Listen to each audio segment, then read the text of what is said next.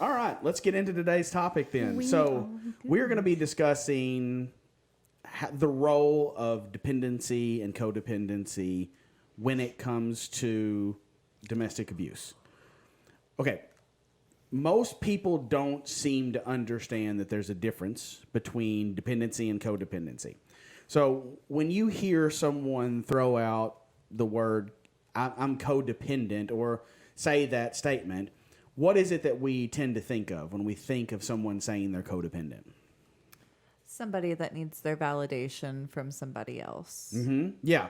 Oftentimes it's the idea that I need you or I need someone else to give me meaning and purpose, and that I am dependent on those people to do that.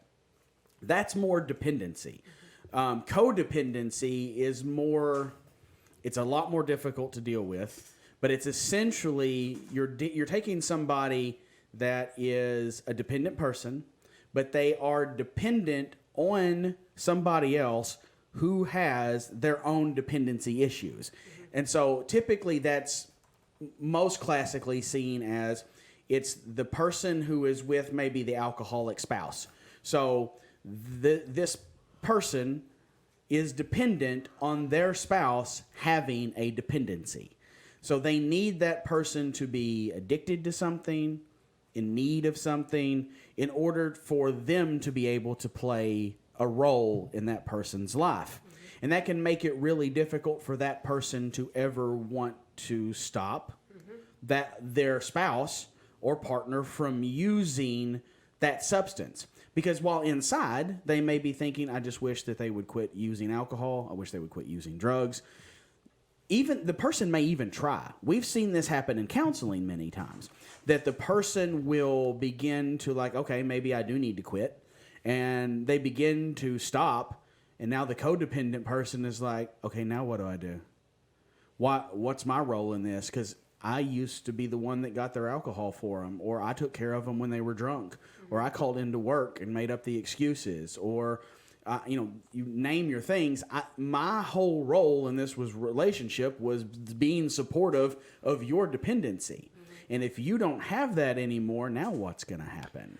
And it doesn't just have to be that person is addicted to substances and that's the codependent relationship, right? It can be something that's more like what would be another example of maybe something else? An emotional one would be last week we talked about narcissism. So if somebody has narcissistic tendencies and you rely on that person to Be narcissistic? beat you down, you need that.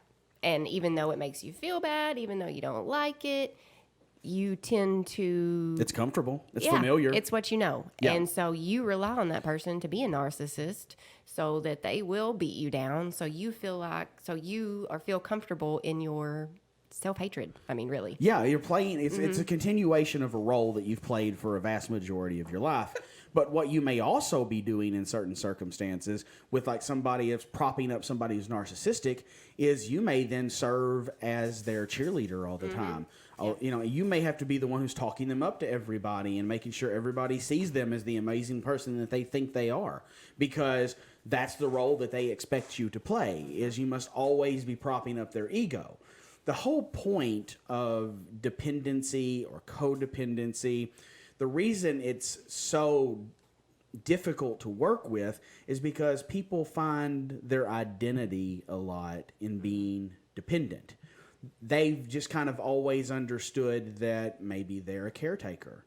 Maybe that's been their role. Maybe that's how they grew up. Maybe they had a narcissistic parent and they were always caretaking for them. Maybe they had another kid in the family that had major illnesses or problems, and the family had to always be taking care of this kid, and maybe it just got put on them. Hey, you're their older sibling. We have to work. You're going to need to do this. So their role is okay, I have to always be a caretaker.